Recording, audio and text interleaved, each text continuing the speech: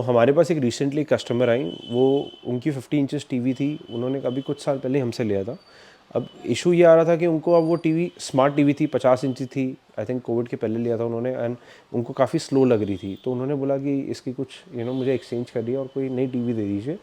तो मैंने उनको 2-3 चीज़ें पूछा। जैसे सबसे पहला मेरा एक क्वेश्चन था कि उनका पैनल ठीक था क्या? तो उन्होंने बोला मेरे को पैनल में कोई दिक्कत नहीं है, साउंड में दिक्कत नहीं है, जस्ट दैट मुझे सॉफ्टवेयर से इशू है कि भाई सॉफ्टवेयर स्लो चल रहा है, अब पुराना हो गया है, नया लेना चाहिए। तो पर्सनली मैं आपको बोलूँगा कभी भी अपनी पुरानी टीवी एक्सचेंज मत कराओ, एलईडी टीवी।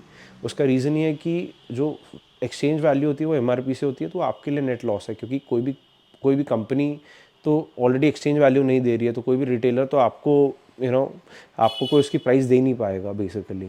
तो वो कहीं ना कहीं आपको एमआरपी से ही काट के देगा, या कोई डिस्काउंट में भी जो अपनी मार्जिन होगी उसी से काट के देगा, और वो एक्सचेंज रेट आपको नॉर्मली लोकल स्टोर में मिल जाएगा। तो बिना एक्सचेंज के जब मिल जाएगा तो पहली बात तो आप एक्सचेंज क्यों करा रहे हो। सेकेंडली, अब आपकी टीवी के प्रॉब्लम के सोल्यूशन में आता है। तो अब आप क्या कर सकते हो, अगर आपके पास टीवी है तो मैंने उनको सिंपली सजेस्ट किया, मैं चाहता तो बेच सकता था, बट मेरे को ऐसा लगा कि उनको एक सही ओपिनियन देना चाहिए।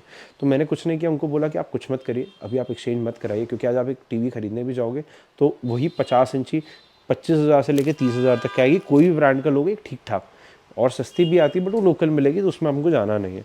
आप कुछ मत करिए, या तो आप जियो फाइबर लगा दीजिए। अब जियो फाइबर है क्या? एक ऐसा जियो ने एक ऐसा प्रोडक्ट निकाला है जिसको बोला जाता है जियो फाइबर, जिसका खुद का इंटरफेस है, जिसमें सारे ऐप डाउनलोड होते हैं, जिसमें आप बोल सकते हो जिसमें यूट्यूब से लेके सब कुछ चलता है, प्लस में वॉइस का भी फीचर दिया हुआ है। तो बहुत ही अच्छा प्रोडक्ट है, लगभग 1.5 साल से तो मैं यूज़ कर रहा हूँ। सेकेंड ऑप्शन है, आप अमेज़ॉन की फायर स्टिक ले सकते हो या एप्पल टीवी ले सकते हो। तो इंस्टेड ऑफ 30,000 रुपये एक्स्ट्रा लगाना एक नए प्रोडक्ट पे, आप स्पेंड करो एक एक्सटर्नल डिवाइस पे जिसमें आपके सारे काम हो जाते हैं। मतलब आपका वो प्रोडक्ट 2,500 से लेके 10,000 11,000 तक के में आपका काम हो जाता है। फॉर एग्जांपल, आज आपने एक जियो फाइबर में इन्वेस्ट किया, तो जियो फाइबर में आपको इंटरनेट, आज आप इंटरनेट लगाओगे, अगर आप एक स्मार्ट टीवी अच्छी ले रहे हो तो 600 रुपये इंटरनेट का कनेक्शन हो गया। आज आप केबल चैनल चलाओगे, वो महीने का 400 रुपये का इन्वेस्टमेंट हो गया। प्लस आप अगर एक लैंडलाइन साथ में कॉम्प्लीमेंट्री आती है तो भी आपका 1,000 रुपये महीने का तो खर्चा है ही, सेम प्राइस में। और प्लस आप टीवी का 30,000 एडिशनल दे रहे हो।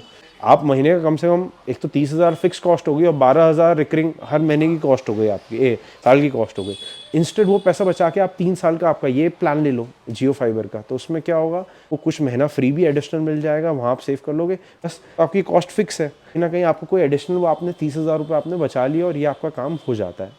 तो आप 2,500 का जियो का, सॉरी, अमेजोन का फायर स्टिक ले लो, एप्पल टीवी ले लो जो लगभग 11,000 की आती है, वो भी एक सेटअप बॉक्स जैसी होती है, बट कहीं ना कहीं फिर आपको एक सेटअप बॉक्स लगाना ही पड़ेगा।